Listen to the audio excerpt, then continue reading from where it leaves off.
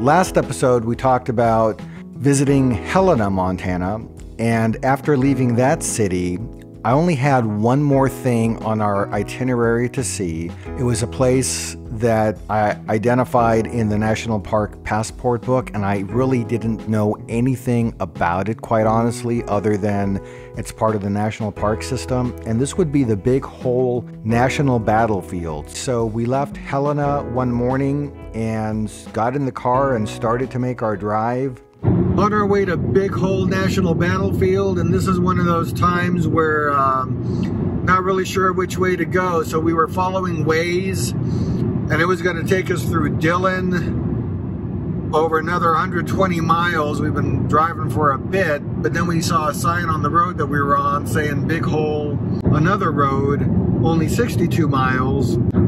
So we thought, hey, if we can get there in half the miles, we'll try that. But Waze isn't happy, and Waze seems to think the road is going to stop in about 10 miles. So we're gonna be fun. See if we run out of road or not. The official sign said that this is a way to get there. So sometimes when you travel, we just decide we go with the flow. Go with the flow. So I believe the road that we turned onto was Highway 43. And then an interesting thing happened shortly after we turned onto this road, and I don't remember ever running into this with Waze in the past. And then all of a sudden, Waze went blank. Very unlike us. We took the chance. Yeah, because we usually do what Waze tells us to do. Yeah, well, you do. Yeah. So we kept driving, and sure enough, whenever Waze said the road was going to end, Waze ended, but the road kept going. And it would remain blank until we were probably within just a few miles of Big Hole National Battlefield. And just like that, we're back into what I'm going to call Waze world. We were on Montana 43, and finally when we got to the town of Wisdom, it recognized us again. And so we're 10 minutes away, or 10 miles away from Big Hole National Battlefield, and by taking that route, instead of what Waze suggested, we're going to be saving about 2 hours. So sometimes it pays to go with the flow and go with your instinct versus the technology.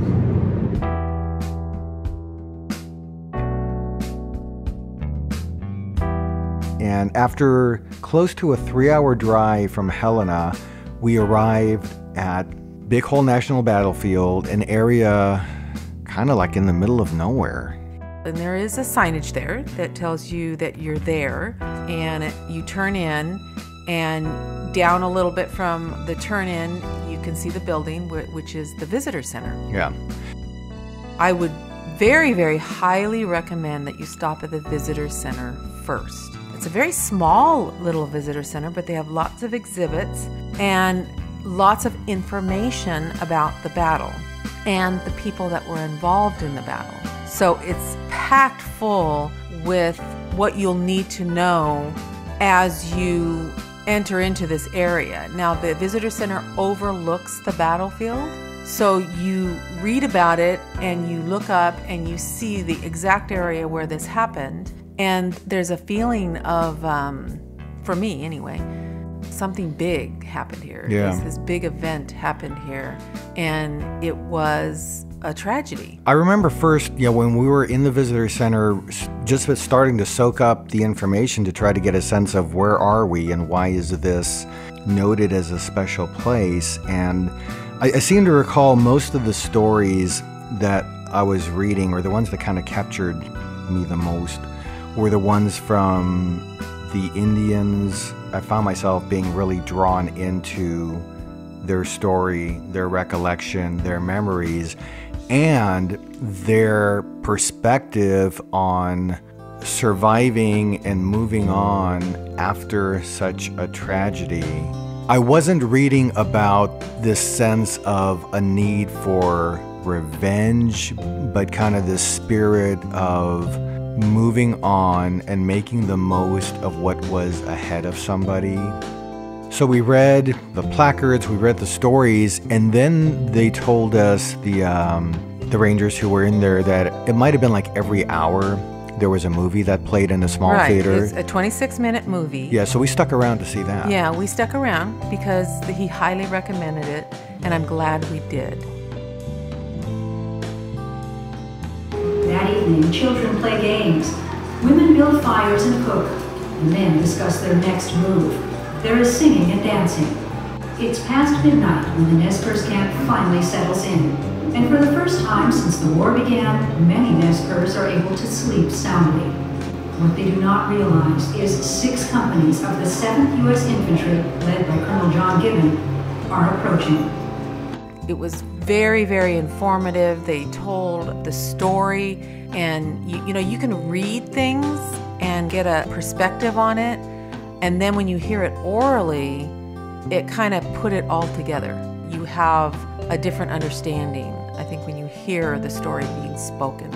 And I just remember hearing the stories from the descendants in this movie. They had a lot of people who were descendants, and they told their stories, and I just thought it was so moving. There was a sense of grief still for these people, and one of them was just a young lady, and she had been told by her grandparents and her parents that when you go here, you will hear them crying, and that's totally stuck out to me.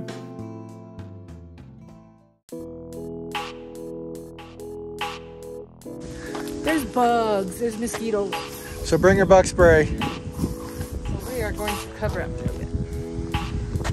So there's invasive species in some of the brush up here, and you don't want to bring that to other parks and other areas because it does disturb the whole ecosystem. And they say the best thing to do is they've got a wipe down here, is to take your foot and just wipe everything off. And that helps. There's these trail guides that they have on both trailheads, and they have them in these little boxes, and they're $1, or you can use them and replace them, you know, if you don't want to purchase them. So these trail guides have certain markers along the way that have explanations of what happened during the battle. So it's very, very helpful to have these and get a sense of the whole overview of what happened during this battle. So a synopsis about this battle. So this battlefield that's preserved in this area is a memorial to the people who fought and died in the place on August 9th and 10th in 1877. About 750 non-treaty Nez Perce were fleeing from U.S. Army troops, and the troops were charged with enforcing the government's demand that all of the Nez Perce move to a reservation that was a fraction of the size of their traditional homeland. And in doing so, the Army was trying to enforce a national policy of placing all American Indians on reservations to make way for states. And then it turned out that just before daybreak on August 9th, 1877, military forces attacked these Indians as they were resting after 6 weeks of conflicts that had been happening, and as they were fleeing from military forces. So, you know, you imagine there was this field, there was several dozen teepees. They had gone to bed. Sleeping in the teepees were Indian men, women, children, babies, and then just before dawn, all hell breaks loose with gunfire from the hills above. And when everything was said and done, 90 Nez Perce were killed on this land, along with 31 soldiers and volunteers. Because they fought back, which was not what the U.S. soldiers expected. They expected to be able to just round them up and take them to the reservation. Even the first bullet, the first gunfire that happened, was not ordered. There was civilians with the U.S. soldiers, and one of the civilians is the one who started the gunfight. Yeah, it just sounded like, as we were learning and hearing about the story, just an absolute disaster and an absolute mess that resulted in a horrible tragedy. And today, the battlefield remains as a place of honor to everyone who was there. All right, so we just visited the Big Hole battlefield, probably the last major thing we had on our Montana itinerary. And I honestly didn't know what to expect here, what the whole thing was about. I know now. Yeah. I was incredibly moved by the movie that we saw, first of all, that had the Indian story and talked about moving on, you know, from the pain and the hurt. There are two Nez Perce Indian women that sing a song in their own language, and listen to it. You don't understand, but your heart does. Universal language of music. Yeah. And then when you're done with the visitor center, you come down to the parking lot, and there's two trails that you'll want to take that take you through the journey of the Indian experience, and on the other end there's the soldier's experience. Mm-hmm. In the film there's a young lady, and she says if you go down there, she goes, I never understood what my elders said. She said you can actually hear the women crying and wailing. And I went down to the Indian encampment part where they have set up some teepee in memorial to what happened here. And I can tell you, you can hear it. Just the sense that, you know, they were once here and their memories are still here. Yeah. One of the things I took away from it, so we're Catholic, and in the Catholic tradition, we have this thing called Stations of the Cross that occurs in Lent, so the season before Easter. And on Fridays, there's this, the Stations of the Cross service goes through the various stations that happened during Christ's crucifixion. And at each one, you remember what happened there. And as we were going through this walk, you know, we had the booklet that had 14 to 16 stops along the way, depending on which trail we were on.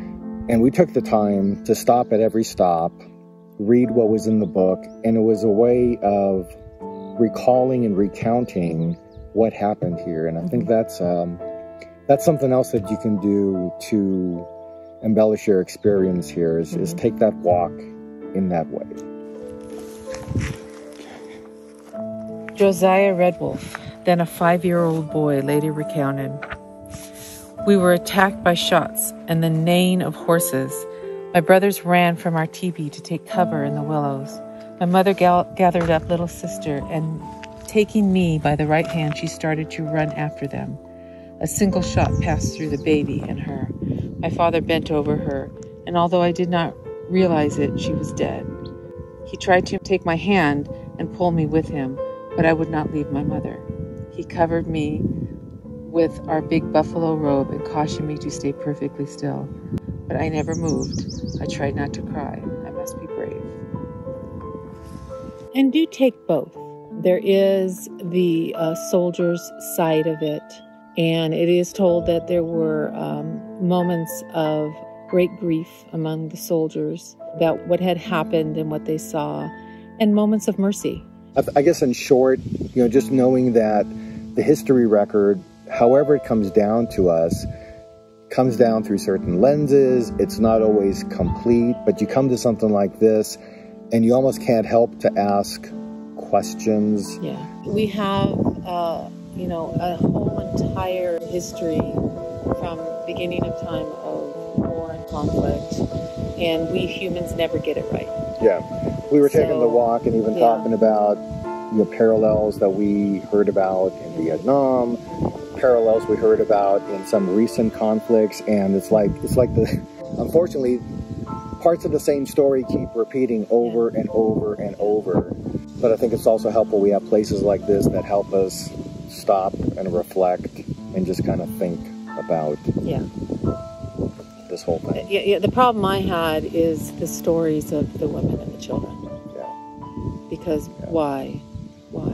It was an incredible experience. Yeah. I think it's well worth going to.